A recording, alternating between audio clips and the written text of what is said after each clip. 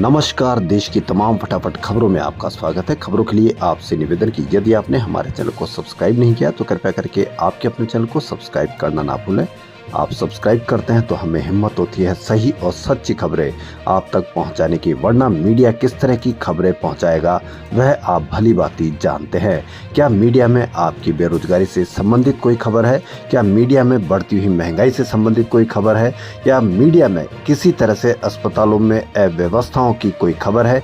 यदि ये खबरें नहीं है तो यानी आपकी खबर कोई भी मीडिया पर नहीं है। तो इसलिए मीडिया पर उन खबरों को बढ़ावा दें या आप उन खबरों को देखना ज्यादा शुरू करें जिन पर आपसे संबंधित खबर हो।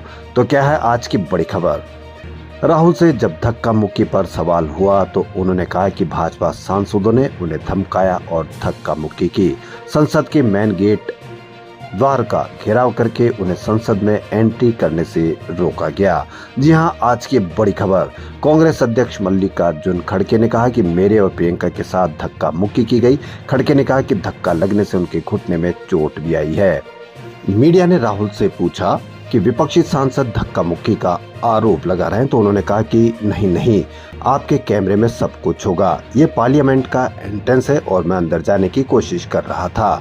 भाजपा के सांसद मुझे रोकने की कोशिश कर रहे थे, मुझे धकेल रहे थे, मुझे धमका रहे थे। ये हुआ है, असली ये ही हुआ है। धक्का मुक्की से कुछ होता नहीं है। संसद में जाना हमारा अधिकार है। भाजपा के मेंबर्स हमें अंदर जाने से रोक रहे थे। राहुल ने कहा कि भाजपा की स्ट्रेटेजी यही रही है कि संसद में अडानी पर कोई चर्चा न हो, उसी के लिए अलग अलग तरह से ध्यान भटकाने की कोशिश करते हैं। राहुल ने कहा कि भाजपा अंबेडकर और संविधान के खिलाफ है। हमने गृह मंत्री का इस्तीफा मांगा तो उन्होंने नया डिस्ट्रैक्शन शुरू किया है। तो आज की बड़ी खबर, राहुल गांधी के साथ की गई धक्का मुक्की। लोकसभा के नेता प्रतिपक्ष राहुल गांधी और कांग्रेस अध्यक्ष मल्लिकार्जुन खड़गे कांग्रेस मुख्यालय में प्रेस कॉन्फ्रेंस कर संसद में धक्का मुक्की की घटना पर बात की। खड़गे ने कहा कि हम शांति से प्रोटेस्ट करने आए थे, लेकिन उन्हें क्या सूझा मालूम नहीं। वह हमें रोकने के लिए मकर द्वार पर बैठे हुए थे। 5 मिनट बाकी थे और हम अंदर जाना चाहते थे। उन्होंने दरवाजे पर रोका और मसल पावर दिखाने के लिए बहुत सारे सांसद उनके मौजूद थे। हमारी महिला सदस्य हमारे साथ आ रही थी, उन्हें भी रोका गया। यह जबरदस्ती हमारे ऊपर हमला किया गया। पहले ही मैं किसी को टक्कर देने की स्थिति में नहीं हूँ, मुझे भी धक्का दिया गया। मैं बैलेंस नहीं संभाल सका और नीचे गिर गया। हमारे ऊपर इल्जाम लगा रहे कि हमने धक्का दिया। खड़गे ने आगे कहा कि कल हमने प्रेस कॉन्फ्रेंस की थी, उसमें हम बहुत सी चीजें आपको हमने बताई थी और एक मुद्दा हमारे सामने आया कि जो आज की सरकार, खासकर प्रधानमंत्री और हमारे होम मिनिस्टर बयान जो दे रहे हैं अंबेडकर पर, वो दुखदायक है। खड़गे ने आगे कहा कि आज जो घटना घटी, हम रोज पहले से ही सदन में रखे जाने वाले मुद्दों पर चिंतन करते हैं। हमने सदन को डिस्टर्ब करने की कोशिश नहीं की। 14 दिन सदन चलाने के लिए हमारा संकल्प था और हमने रोज प्रोटेस्ट किया। रोज मुद्दा था कि अडानी जो देश को लूट रहे हैं, जो लूटने दे रहे हैं, उनके ऊपर हमारा हमला था। लेकिन बीच में जब संविधान की चर्चा आई, उस वक्त शाह जी को कहां से समझ में आया, किसने ज्ञान दिया, मुझे नहीं मालूम।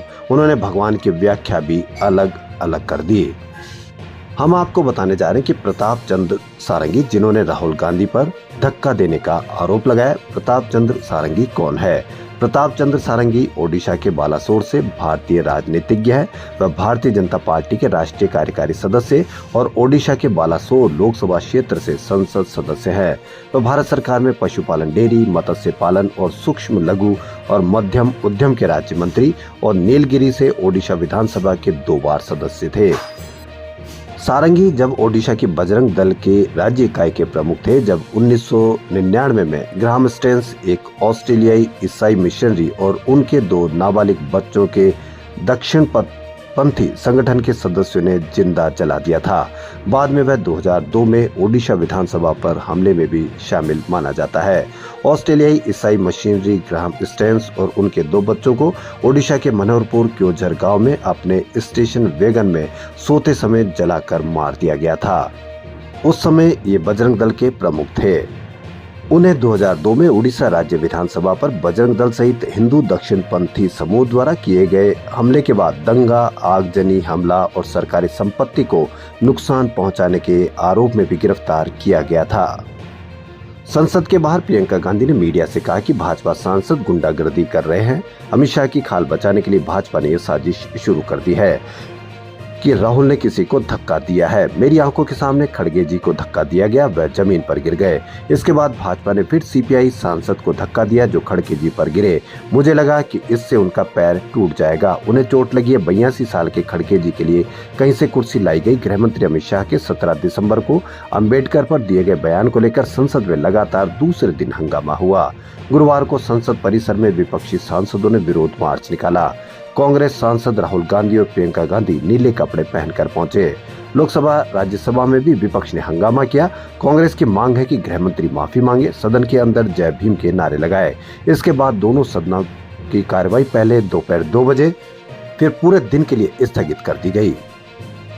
किसानों की फसल पर एमएसपी की गारंटी कानून के लिए 24 दिन से अनशन पर बैठे किसान नेता जगजीत सिंह डल्लेवाल की हालत बिगड़ गई। डल्लेवाल गुरुवार सुबह अचानक बेहोश होकर गिर गए। उन्हें उल्टियां भी हुई। 10 मिनट बाद वे होश में आए। पुलिस के सीनियर अधिकारी खनौरी बॉर्डर पहुंच गए। डल्लेवाल का ब्लड प्रेशर काफी कम हो गया। सुप्रीम कोर्ट ने गुरुवार को किसान आंदोलन पर सुनवाई की। इस दौरान सुप्रीम कोर्ट ने पंजाब सरकार से सवाल किया कि 70 साल का आदमी 24 दिन से भूख हड़ताल पर है। कौन डॉक्टर है जो बिना किसी टेस्ट के डल्लेवाल को सही बता रहा है।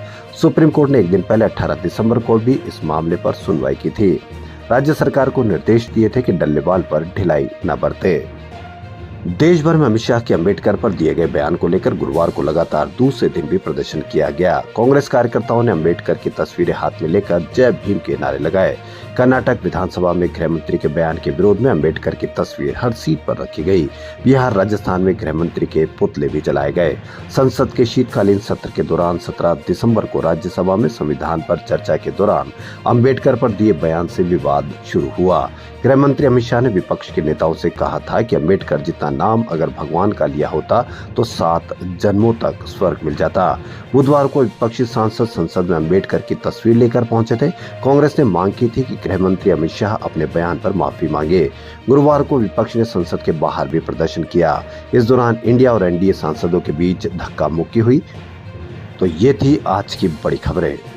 खबरों में फिलहाल इतना ही। यदि आपको हमारा चैनल पसंद आए तो लाइक, सब्सक्राइब और शेयर अवश्य करें। धन्यवाद।